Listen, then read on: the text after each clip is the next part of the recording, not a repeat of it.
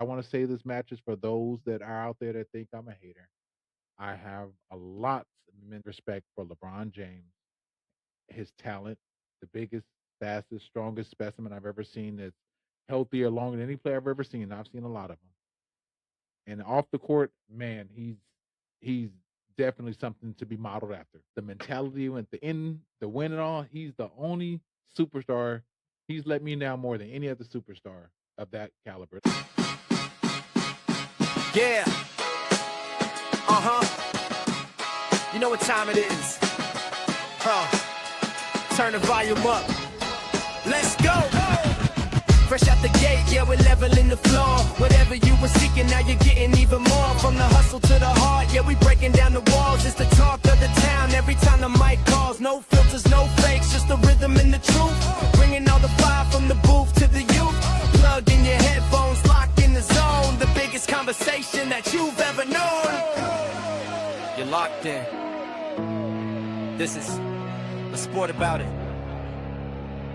Let's get it!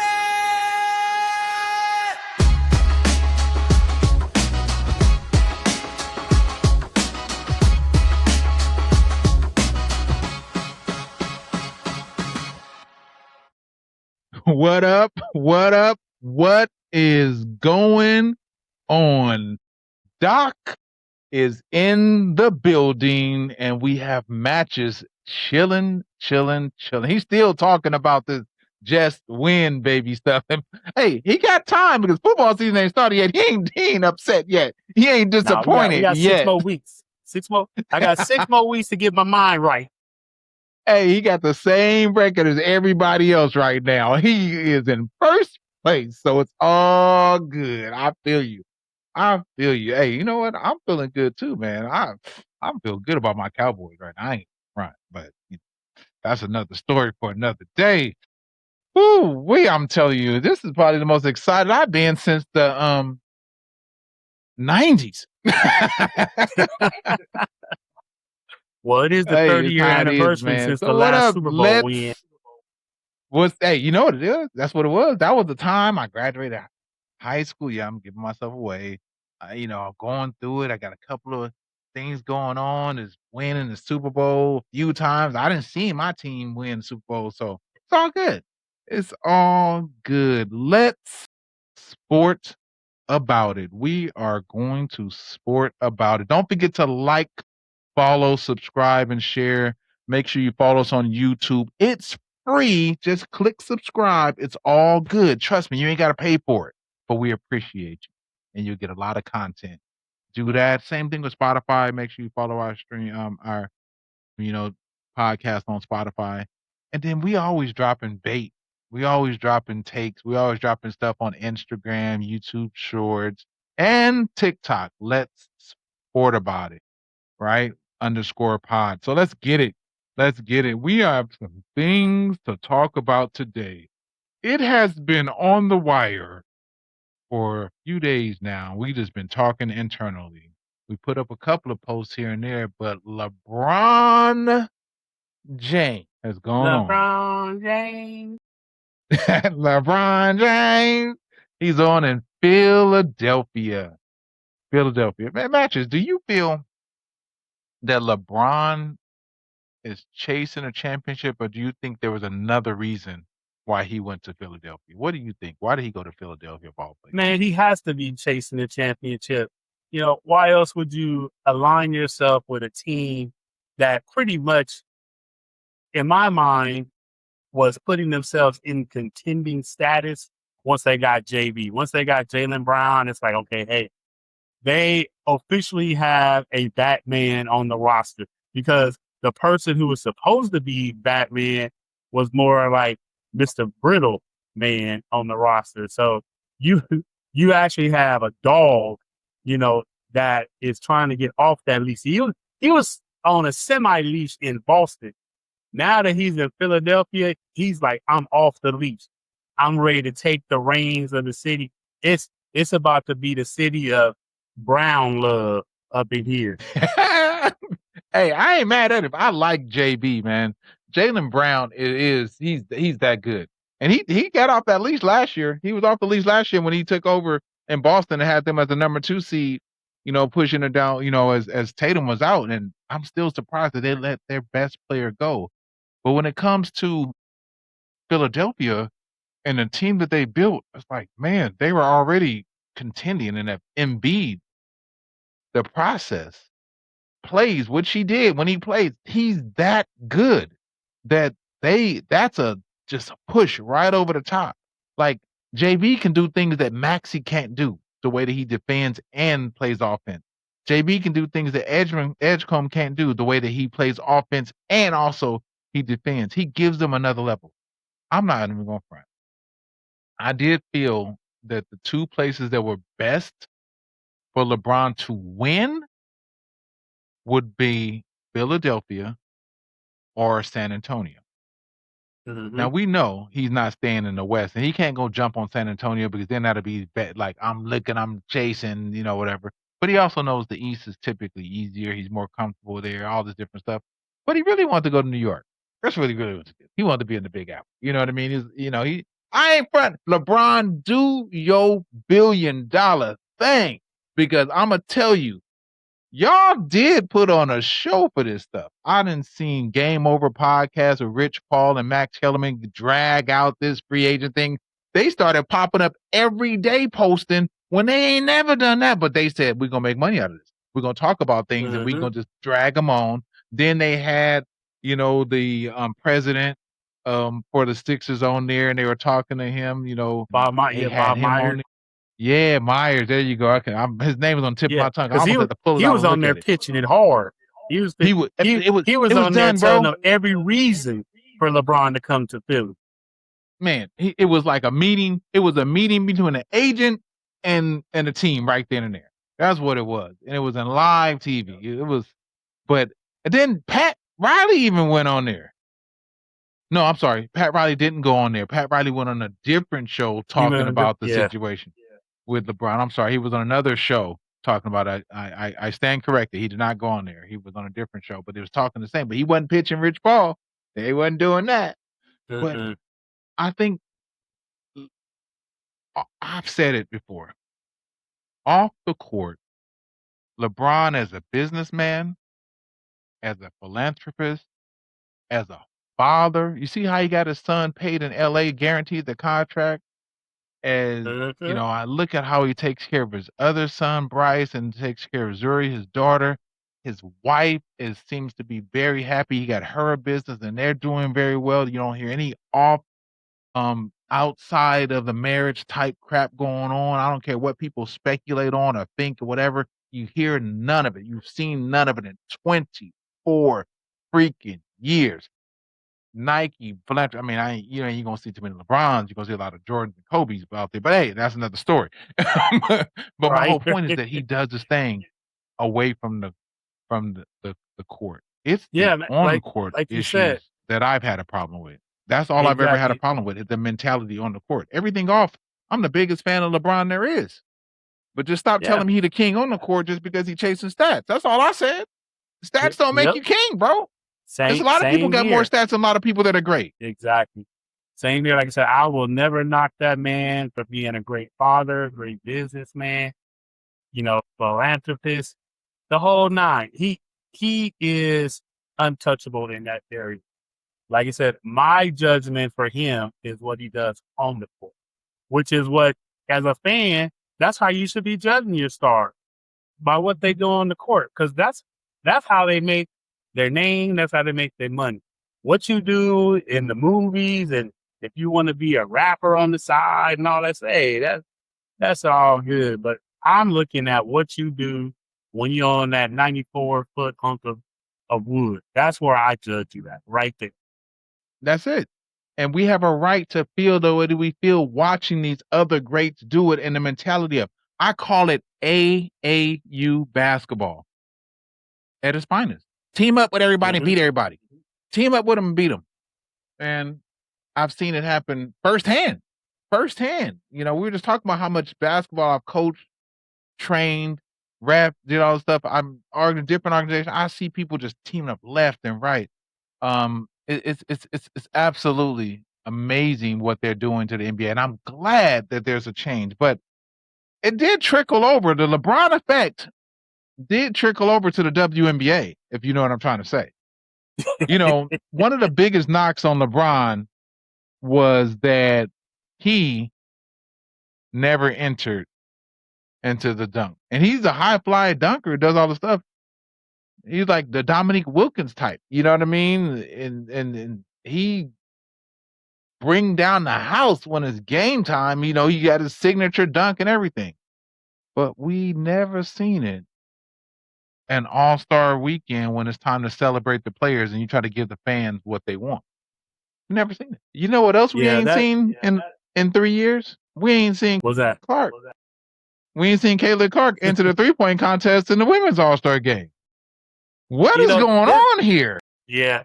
This WNBA all-star weekend or whatever, it was something crazy because I'm even talking to people that are, you know, avid WNBA fans, and they're like, well, how come so-and-so wasn't in the contest? And I think it was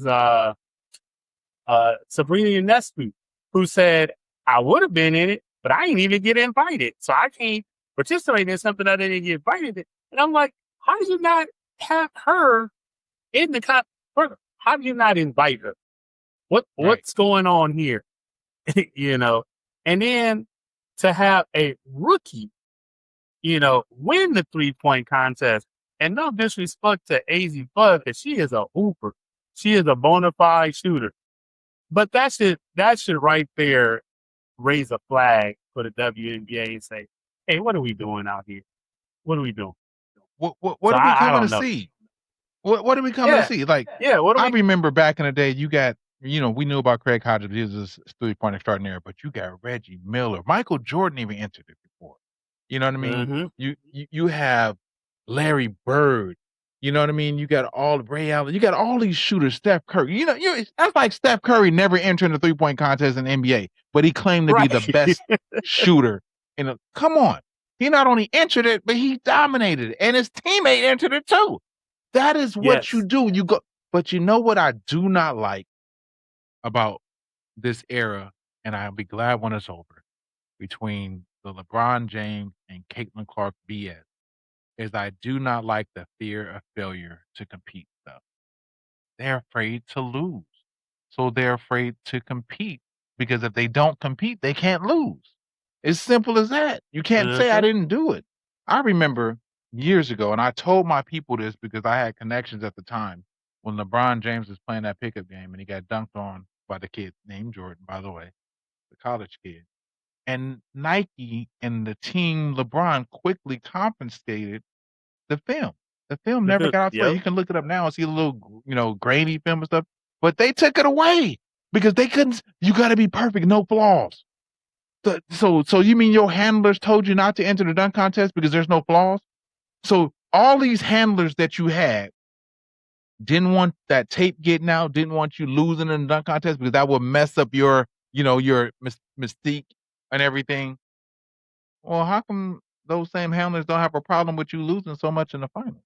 Now they changed it to, oh, at least you made it. You got there. Yeah. You know what I mean?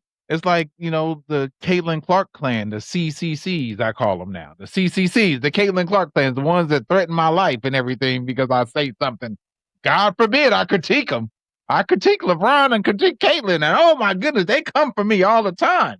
I say something about Kobe, his fans are more realistic. They're like, yeah, but okay, they're not crazy like that. Mm-hmm. But not these other ones. But you sit here. No, I'm with you, man. I want this participation error to end immediately.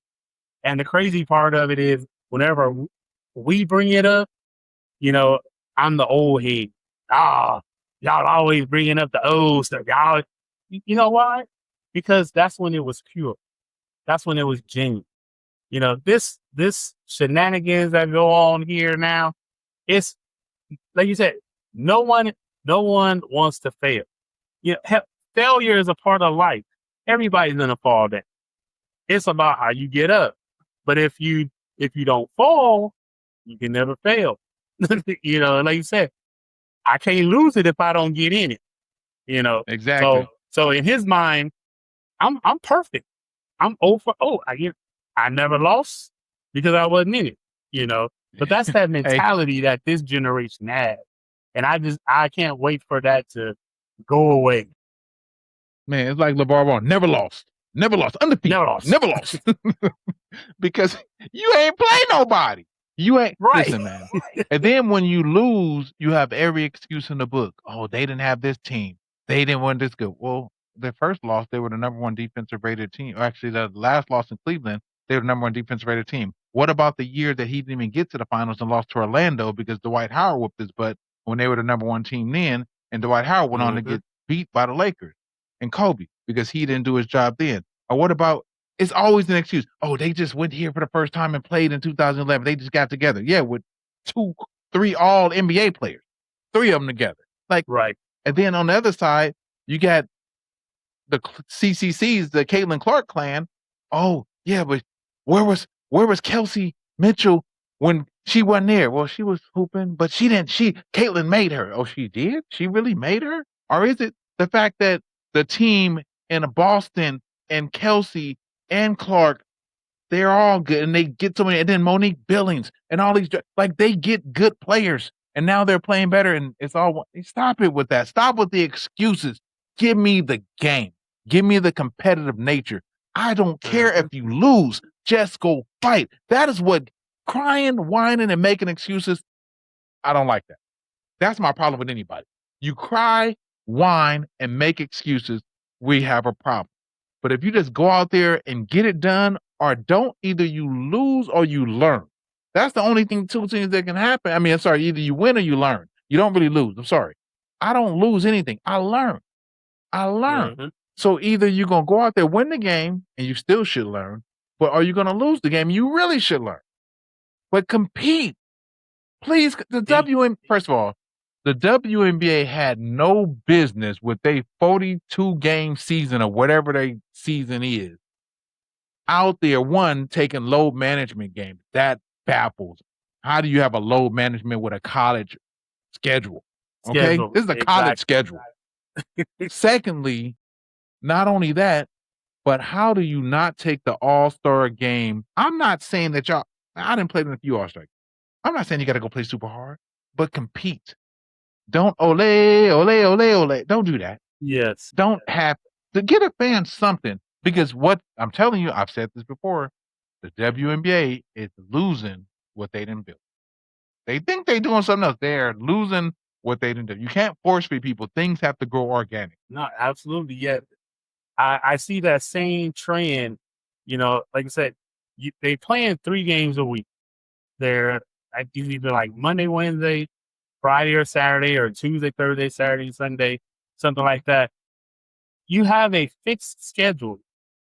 What are we load managing for? I think we're watching the game the other night, and someone that came back, and I said, what was her injury?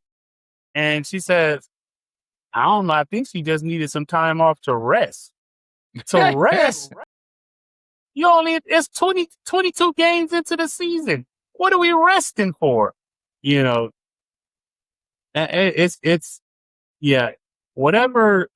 trend the WNBA is trying to pick up off the NBA, that one right there, that load management trade, no, that's not a good one. Leave that one in the rearview mirror. Leave that one behind. Don't bring that one with you. I feel you. It's just, I don't get it, man. And I'm gonna be honest, man.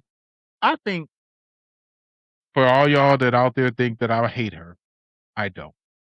I think Caitlin Clark is genuinely the attention draw for the WNBA, and I think she's talented.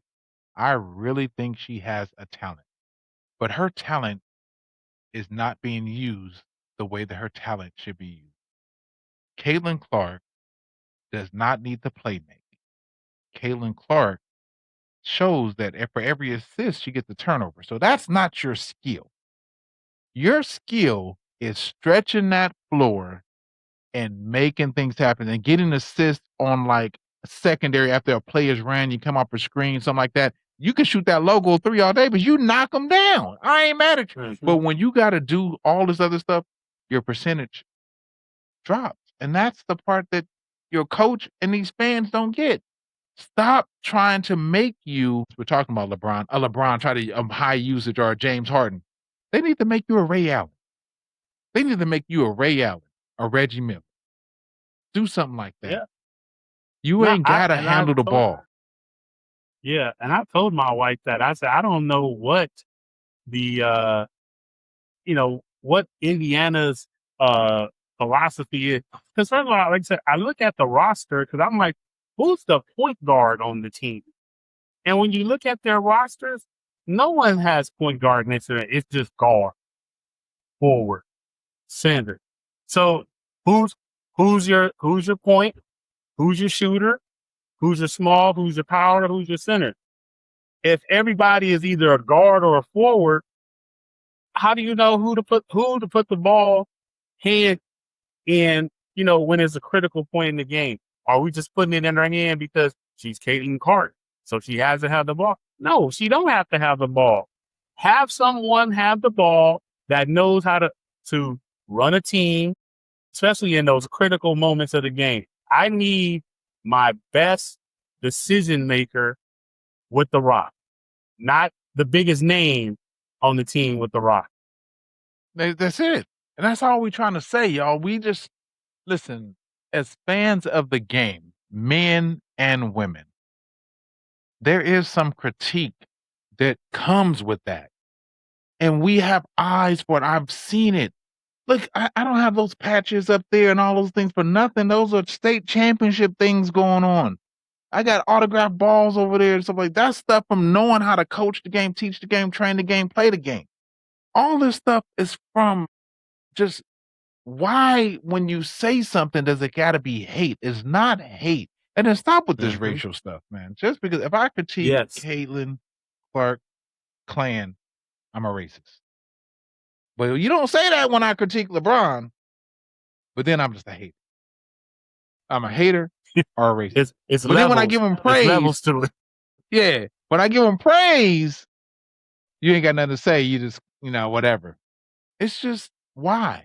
Why can't there be ain't nobody perfect? Ain't nobody perfect. So look, man, I did see that there are, some noise being made about this Philadelphia thing, and it's rightfully so. I think it should be. Who knows what's gonna happen? Because I could say what I want. LeBron don't play no defense. And if Embiid ain't in there, I don't know. Didn't they sign Anthony Simon though? They signed him before that, so they got a little help over there. But that's gonna take minutes from somebody. Who gonna sit down? Edgecombe, that's the young guy. He would probably be the first one down. Maxey ain't trying to sit. And Brown damn sure ain't sitting. He's trying to prove something. He didn't get brought to Philly to sit down. Mm-mm. No. Man, I like the story though that New York rejected him. That they didn't want him. I like that story. Did you see? I saw it live when Jalen Brunson got asked the question, and he said, "I play basketball, and I'll leave that stuff up to the team president and general manager." That was the best way to say I'm good. I saw the and like we said, we love Brunson because he's a Kobe guy. That sounds like something Kobe would have said. Straight up. Exactly. He said it without being disrespectful, but it was like, I'm good. And I heard that the Knicks wouldn't have picked him up even if they lost. I heard that like I've been corrected where Doc is wrong. Doc thought that the New York Cleveland series was the LeBron James Bowl. Whoever lost would get the services. I really think Cleveland was going to get those services until no team wanted LeBron.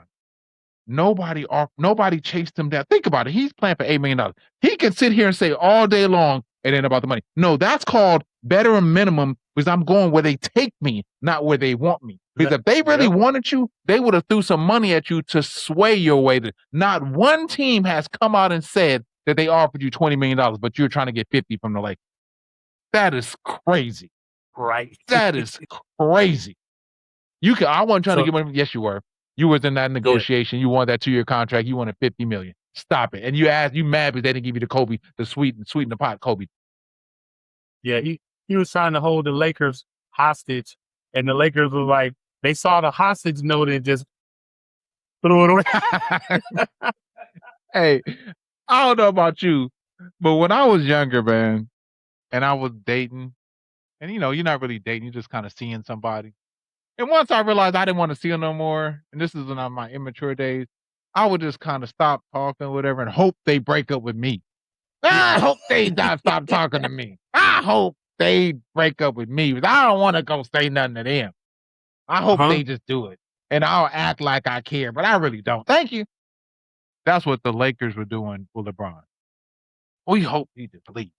We please go somewhere. You ought to know we're not signing you back. The sign's on the no. But he gonna act like I'm leaving. Yeah, you leaving, all right. Don't let the door hit you with a good Lord split you. That's what happened. That's what happened, man. But I don't know. Good luck in Philly. Good luck in Philly. Fever, Indiana Fever. I hope you guys you guys got a pretty good record, a little stuff going on, but your schedule is a little light on the back end. I've seen some of those teams you've been playing 9 wins, 8 wins. You got to live an easy schedule down the stretch, and let's see if that changes tunes when the playoffs get here. You know how that goes. You know what I mean? So, but like I said, I want to be on record. I want to say this match is for those that are out there that think I'm a hater. I have a lot of immense respect for LeBron James, his talent, the biggest, fastest, strongest specimen I've ever seen that's healthier, longer than any player I've ever seen. I've seen a lot of them. And off the court, man, he's definitely something to be modeled after. But the mentality at the end, the win and all, he's the only superstar. He's let me down more than any other superstar of that caliber. Let's think about it. He won 4 championships in 23, 24 years, and the championships he won had top 75 players all over the place, are the best team out there. I'm sorry, it is. You say what you want to say. It's the truth. And then the Caitlin Clark effect, she ain't won nothing yet. Nothing. Nothing. She ain't won Nathan yet.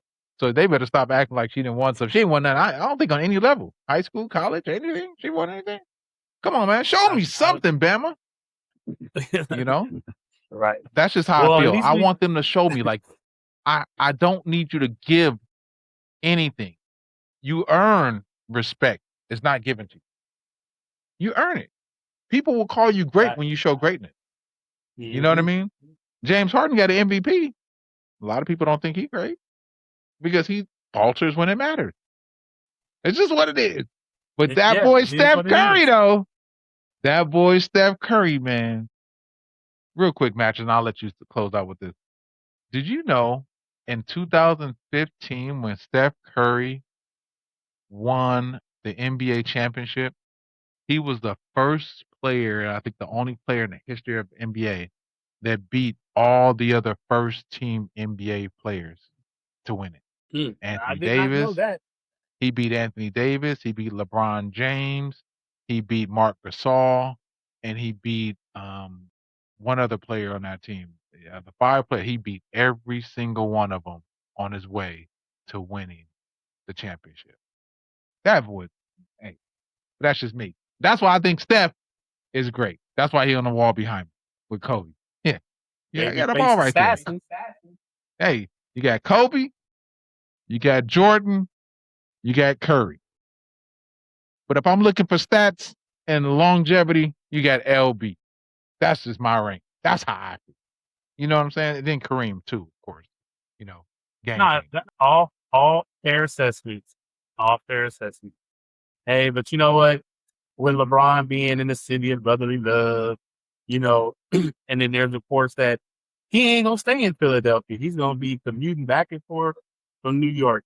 I mean, again, that is the most LeBron James thing to do. I'm gonna live in New York. Well, hell, they got him on TV 38 times, scheduled this year. I'm trying to figure out how many of them games he's gonna actually be in, or how many of we gonna be watching them sitting courtside, or if he even shows up to the game. He might just say, I ain't gonna. I'm not gonna show. I'm gonna just stay at home. This will kick back in my New York City penthouse, Manhattan or Long Island or whatever it is.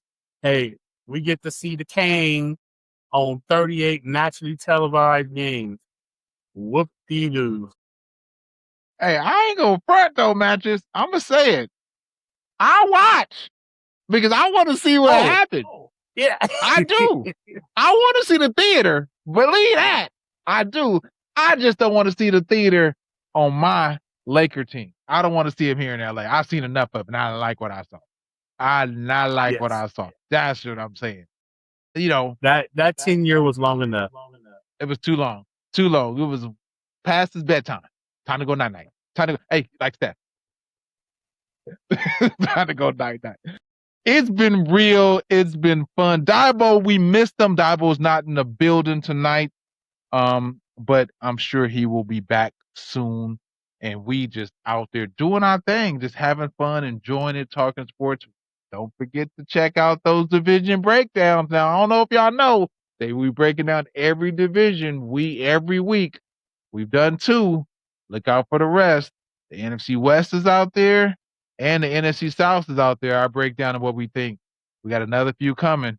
Look out for it this weekend. We look forward to talking to y'all, checking in with y'all. We will be talking back very, very soon. We do a lot of it on our social media accounts. We talk to y'all all the time. We chat. So don't forget to do that. You got something to say? You might make the show. We might call you on, so do that. You do that. You got anything to say, Matches? You good? I'm good, man. Like I said, just, the countdown to the NFL has begun. Training camps have opened up. It's always a good thing when you see the inter squad fights. So that means, some people is a little upset, whether they may be upset about the fellow teammates, upset about contract disputes, whatever it is. Hey, we in there. NFL, here we come. Hey, and it is on and popping. It's been real. It's been fun. We out of here. Peace.